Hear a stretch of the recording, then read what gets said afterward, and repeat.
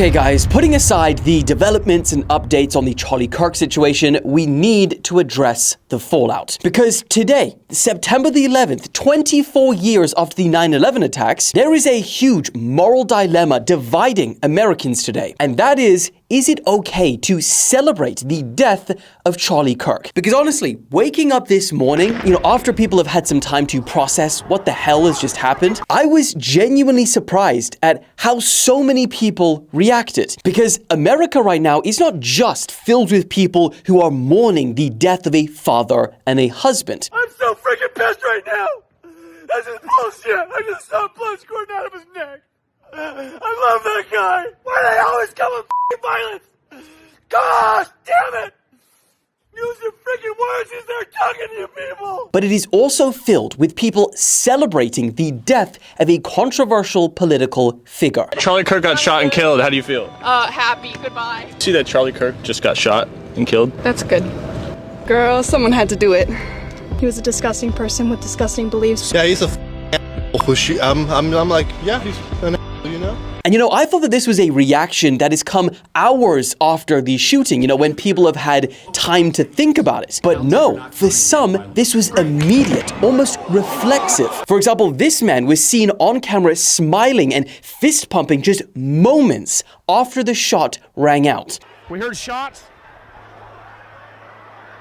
Like, this is crazy because for this person, you don't know if it's a mass shooting. You don't know if you and everyone else that you're around is still in danger. So how you still have the capacity to think about celebrating is pretty crazy. And according to witnesses, he wasn't the only one. It was the most awful thing I've ever seen in my life. The liberals who were there were cheering and someone just got killed. Disgusting. Now, this reaction only gets more intense when you go online because, of course. For example, this one TikToker by the name of Horace Gold, he's gone viral for sharing his opinion on why it should be acceptable to celebrate Charlie Kirk's death. They celebrate when we die. I don't care to have moral superiority over these people. Piece of shit. You got what you deserve. I'm sorry. You're a bad person. Bad things happen to bad people. Celebrate it. It should happen more often. Not death necessarily, but like karma.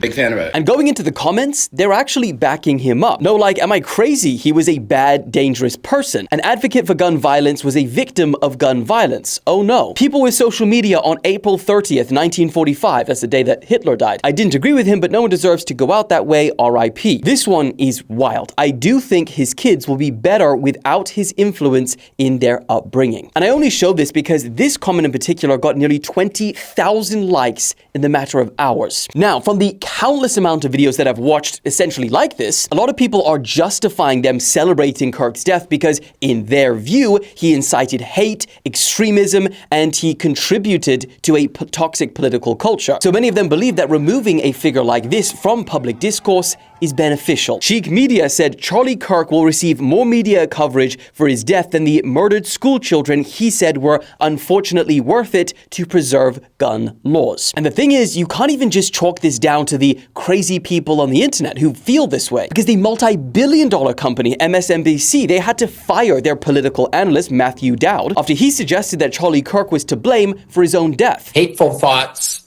lead to hateful words, which then lead to hateful actions. And I think that's the environment we're in, that people just, you can't stop with these sort of awful thoughts you have and then saying these awful words and not expect awful actions to take place. Matt. And that's the unfortunate environment we're in. It even divided Congress. The House floor devolved into a shouting match after Representative Lauren Boebert requested that lawmakers join into a prayer for Charlie Kirk, and then someone shouted no. In a moment of prayer out loud for Charlie and the family.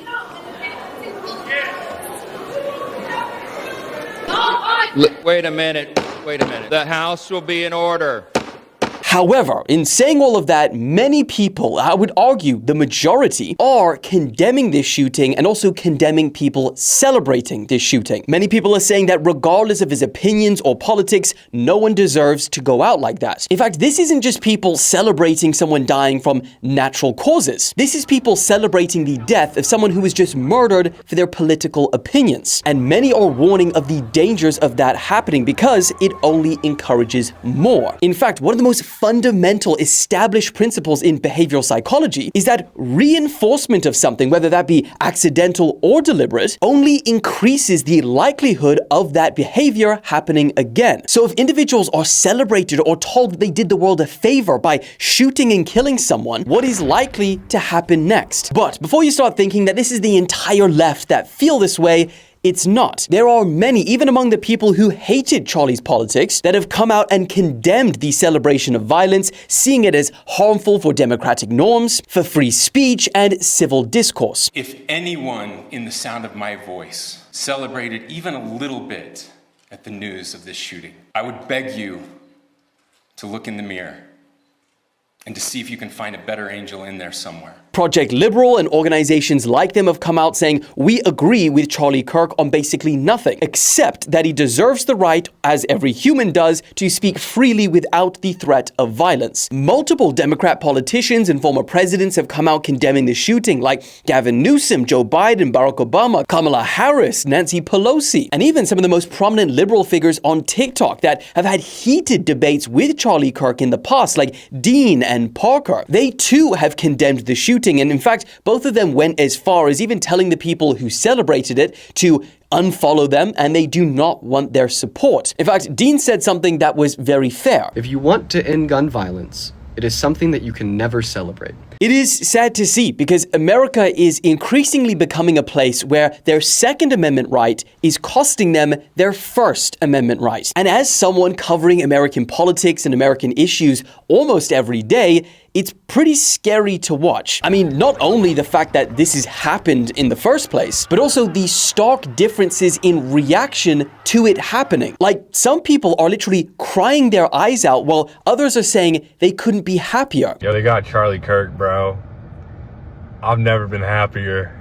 Like, that is two wildly different perspectives on the same event. In fact, literal fights are breaking out. There was one at the Idaho Capitol after a man drove through the Virgil on a scooter yelling, "F Charlie Kirk," after his death. I mean, this was the Times cover today, and they called American political violence an epidemic. But I'd be very interested to hear your guys' thoughts. What do you think? Can Charlie Kirk's death serve as a wake-up call and a turning point for America? Or will this only divide the country even more? I mean, it just so happens that today is the 24th anniversary of the 9/11 attacks. A time where I hear where people put aside their differences and Americans came together like never before. So who knows? I don't know, maybe we'll just have to wait and see. Now, I will see you guys again tomorrow. You're getting 4 videos this week. Tomorrow will be the regular news roundup of the week. I hope you have a great evening, and I will see you tomorrow. Woo!